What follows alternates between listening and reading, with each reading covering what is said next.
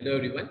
So welcome back to Pranit Fulfil. This is Yogesh Kar and we are discussing and we will discuss in this session question number 12 of essay stream 2020. Although this paper was held on 31st Jan 2021.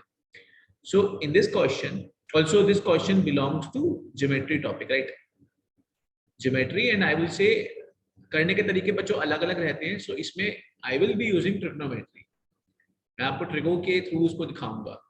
Basically the point is कि this paper is a part of ऐसे stream जिसको class 11 के बच्चे देते हैं, right?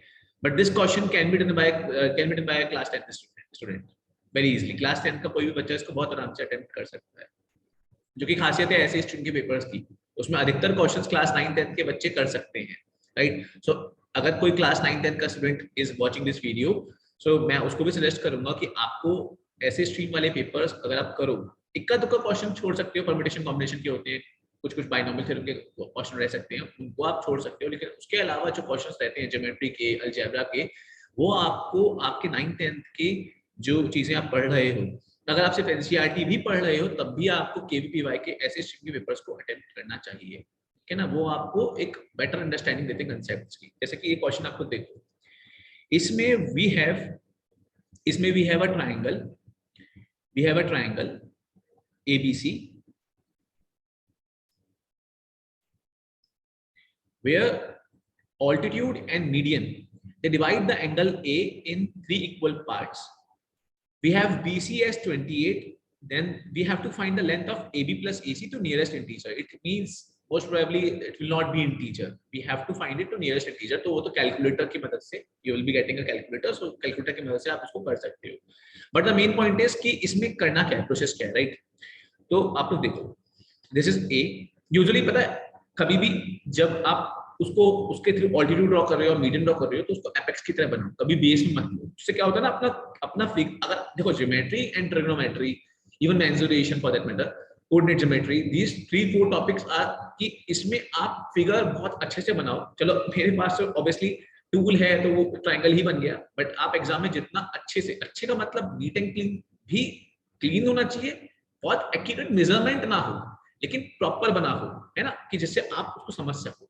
Obviously आपको fast करना होगा चीजों को. So this is ABC, right? Altitude AD and median AE. Altitude is perpendicular, okay, and median will divide the triangle, the divide opposite base into 2 equal halves. So median AE, it will divide opposite side into 2 equal halves, okay. So ये आपका AE और ये आपका क्या करेगा, equal half में divide कर देगा. That is we had BC is equal to 28, okay, BC was equal to 28, so AC will be equal to 14. But ये तो चलो खैर सेकंड थिंग है. पहली बात इसमें एक चीज बड़ी इंपॉर्टेंट नोटिस करो कि they are saying AD and AE divides angle A into 3 equal parts. What does that mean?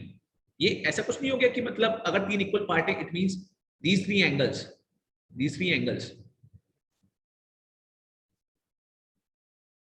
they are equal, right? But here we need not to find angle A. तो हम ना क्या कर रहे हैं, angle A by 3 लिखने की बजाय I am writing it as theta, theta and theta, because we are not concerned with angle A, okay, so I am writing it as theta. क्यों लिख रहा हूं मैं ऐसा? क्योंकि क्या होगा कि आप अभी यहाँ पे चीज बड़ी इंपॉर्टेंट नोटिस करना कि यहाँ पे हम लोग ट्रिगो का कैसे यूज कर पाएंगे, इसलिए मैं थीटा लिख रहा हूँ. आप थीटा मत लिखो, कोई भी और एक्सप्रेशन लिख सकते हो, but we should be writing at least को लेबलिंग जरूर करना चाहिए जिससे कि आपको प्रॉपर अंडरस्टैंडिंग मिलती रहे. अब आप एक बड़ी इंपॉर्टेंट चीज नोटिस करो बच्चों, AD is perpendicular to BE, right? AD is also angle bisector, so AD is angle bisector and also a perpendicular altitude. So आप यहाँ पे चीज नोटिस करो कि triangle ADB and triangle ADE they are congruent. क्यों?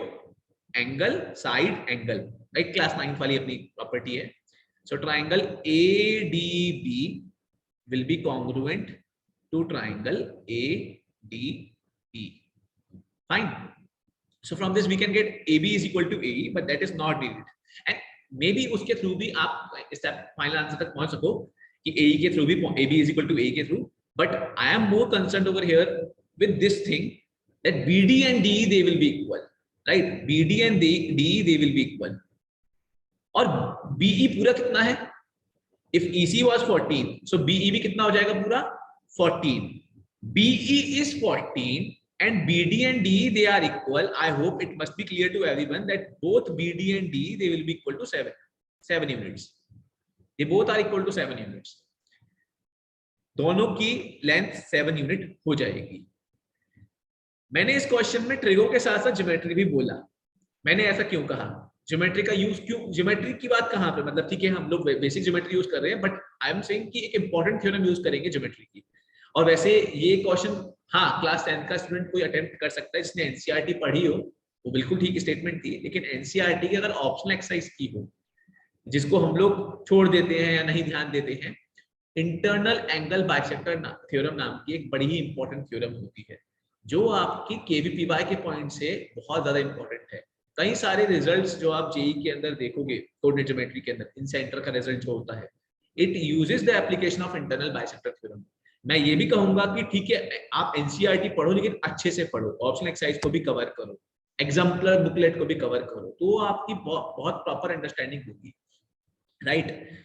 मैं क्यों बोल रहा हूँ इंटरनल एंगल बाइसेक्टर थ्योरम की जरूरत, मे बी पॉसिबल उसके अलावा भी कोई तरीका हो, बट अगर हम उसको भी पढ़ लें अभी इसके साथ तो अपने लिए फायदा रहेगा कि आप कोई और क्वेश्चन में उसका यूज होगा तो उसको अटेम्प्ट कर सकते हो। क्या होती है internal angle bisector theorem? Internal angle bisector theorem ये होती है, जैसे कि आप ये नोटिस करो, आप अभी सिर्फ इस वाले उस पर नोटिस करो, मैं अलग एक ट्राइंगल बना लेता हूँ, उसमें आपको शो कर देता हूँ। मैं उसका प्रूफ नहीं दूंगा, यहाँ पे प्रूफ इज नॉट नीडेड, लेकिन मैं आपको ना एक एग्जाम्पल के थ्रू उसको वेरीफाई करवा दूंगा। So this is an isosceles triangle, मैं उसको वेरीफाई कर रहा हूँ in an isosceles triangle, theorem को वेरीफाई कर रहा हूँ एक आइसोसेलेस ट्राइंगल में।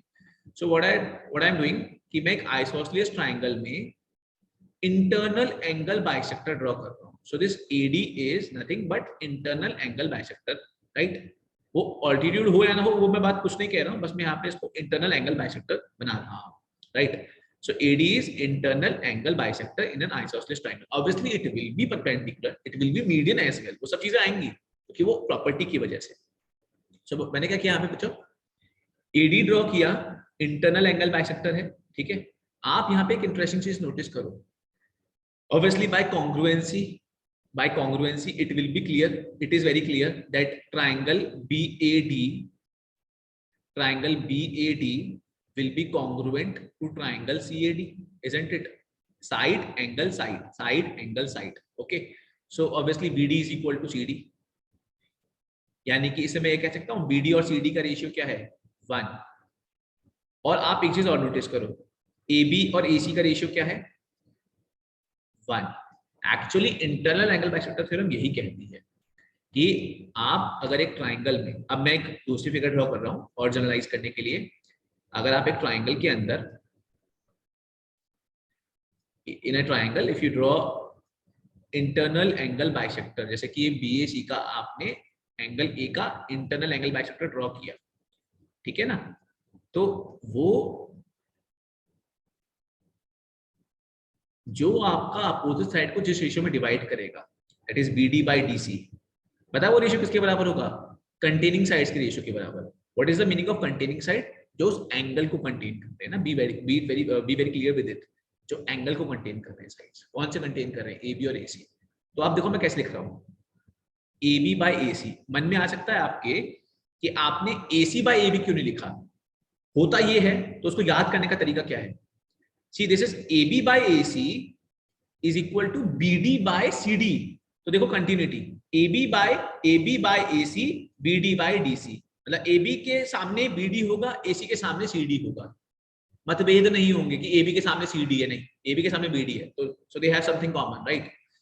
सो ये होती है आपकी इंटरनल एंगल बाइसेक्टर थ्योरम, और ये बहुत इंपॉर्टेंट है, केवीपीवाई में आप इस पे क्वेश्चन देख सकते हो बहुत आराम से। मैं इसका यूज यहाँ पे कैसे करूंगा आप लोग नोटिस करना, यहां आप ये नोटिस कर सकते हो कि ट्राइंगल DAC में एंगल DAC भी बाइसेक्ट हो रहा है। एंगल DAC का angle bisector, it's angle bisector is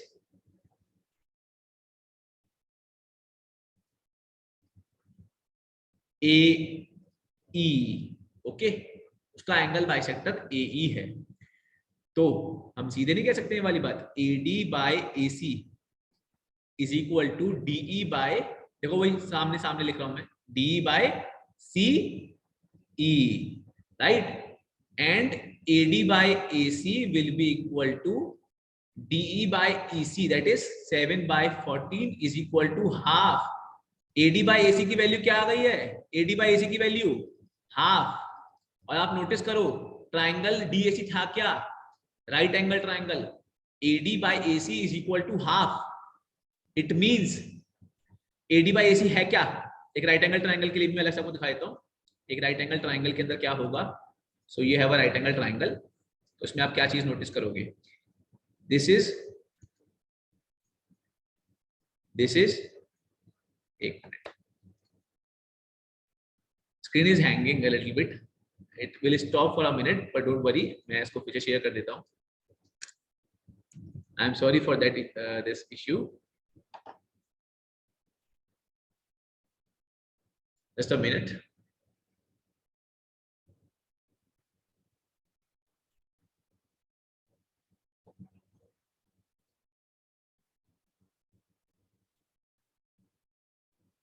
हाँ, so it is now fine. So ज्यादा टेक्नोलॉजी का यूज करो तो फिर इसलिए खुद ही से ड्रॉ कर लेनी चाहिए figure. So this is triangle ADC, AD by AC will be equal to sine of C। मैं ये चीज कह रहा था, AD by AC will be equal to sine of C। और ये तो जग जाहिर बात है, तो बच्चा बच्चा जानता है कि कब हाफ आती है value, if sin C is equal to half, it implies C is equal to 30 degree. So C is 30 degree, आपका जो एंगल C है वो कितना है, 30 डिग्री है। और खेल खत्म, खेल खत्म। अब खेल ऐसे खत्म दोस्तों कि आप इस फिगर को, मैं इसको नीचे ले आता हूं,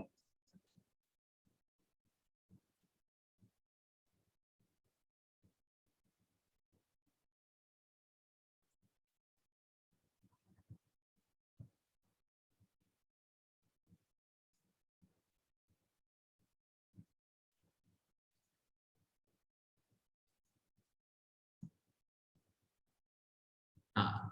तो आप लोग ये चीज नोटिस करो कि खेल इसलिए खत्म क्योंकि अगर मेरे पास ये एंगल आ गया 30 डिग्री, ठीक है ना, तो आप एक चीज नोटिस करो, भाई मेरे पास ये 30 डिग्री है और मेरे पास अब सारे एंगल्स आ जाएंगे। वो ऐसा इसलिए क्योंकि आप ये देखो ट्राइंगल एडीसी में angle C is 30 degree, right, angle D is 90, so angle DAC which is 2 theta will be, sorry, 2 theta, so it will be equal to 60 degree, ठीक है ना, क्योंकि एक 30 डिग्री एक 90 डिग्री है, तो तीसरा क्या होगा 60 degree. So from this theta will be 30 degree. अब थीटा आपका 30 डिग्री है ना, तो आप क्या करो, बस अब ट्रेगो का यूज कर लो ट्राइंगल एडीसी में for finding AC. Triangle ADC में आप देखो हमारे पास डीसी है और एसी है ना, so DC by AC will be, तो उसके लिए तो हमें इसकी जरूरत, मतलब वो तो ये तो हमने फाइंड कर लिया था। So DC by AC it will be equal to cos 30 या sin 60, जैसे चाहो वैसे कह लो, cos 30 है ना। और अपना we have DC as, DC कितना, देखो DC by AC it will be equal to cos 30, देखो ना ये यहाँ पे अपना 30 एंगल है, उसके साथ बेस में है। सो AC will be equal to DC by cos 30, DC by cos 30 and it will be 21 by cos 30, cos 30 is √3 by 2, so वो ऊपर चले जाएगा, ऐसा बन जाएगा आपका ये 42 by √3, okay, and that is इसको सिंप्लीफाई कर लो, it will be equal to 14√3. वो 14 इंटू 3/√3 होगा, so it will be 14√3. So this is AC. And how will you find AB? आप AB कैसे फाइंड कर सकते हैं बच्चों? दूसरे ट्राइंगल में ABD में ट्रिगो लगा लो, ABD में ट्रिगो लगा लो, और उसमें क्या आ जाएगा, BD by AB is equal to sine theta, यानी कि sine 30, and we have BD as 7 by AB is equal to half. तो इससे अपनी AB की वैल्यू क्या आ जाएगी, 14. सो AB is equal to 14 and AC is equal to 14√3. And इसको फिर आप ऐड कर सकते हो, कैलकुलेटर आपके पास अवेलेबल होता है पेपर में, तो वहां पे आप कैलकुलेटर के थ्रू उसको कैलकुलेट कर सकते हो, और ढंग से कर लेना, क्योंकि you have options as 38, 37 and others. तो वैसे इसका आंसर 38 से ज्यादा आएगा जो डेसिमल वैल्यूज के अंदर. तो इसलिए ध्यान से करना, लेकिन फिर भी कैलकुलेशन रफली करोगे, जल्दबाजी में करोगे, गलत आंसर आ जाएगा. इसलिए ढंग से करना है कैलकुलेशन, है ना. 1.73 लेके करना √3 की वैल्यू, उन्होंने नहीं दिया हुआ है, तो आप ध्यान से करना, वरना आपका गलत आंसर आ सकता है, और मतलब अच्छा खासा इजी क्वेश्चन बेमतलब में गलत हो जाएगा. तो क्वेश्चन में मैंने जो बातें बताई, इंटरनल एंगल बाइसेक्टर थ्योरम और ट्रिगो का यूज, आपके पास इसके अलावा कोई और अच्छा मेथड हो, आप शेयर करना चाहते हो, सो डू कमेंट में जरूर बताओ कि कौन सा आपको मेथड, कोई और अच्छा मेथड लगता है इसके अंदर. और मैंने इसमें इतनी डिटेलिंग इसलिए करी कि जिससे आपकी लर्निंग हो सके, कि आप इंटरनल एंगल बाइसेक्टर थ्योरम का यूज उसमें जान सको कि वो क्या होता है. ठीक है, सो मिलते हैं नेक्स्ट सेशन में, और इसको पढ़ो अच्छे से and keep revising, and all the best for your 9th 10th exam.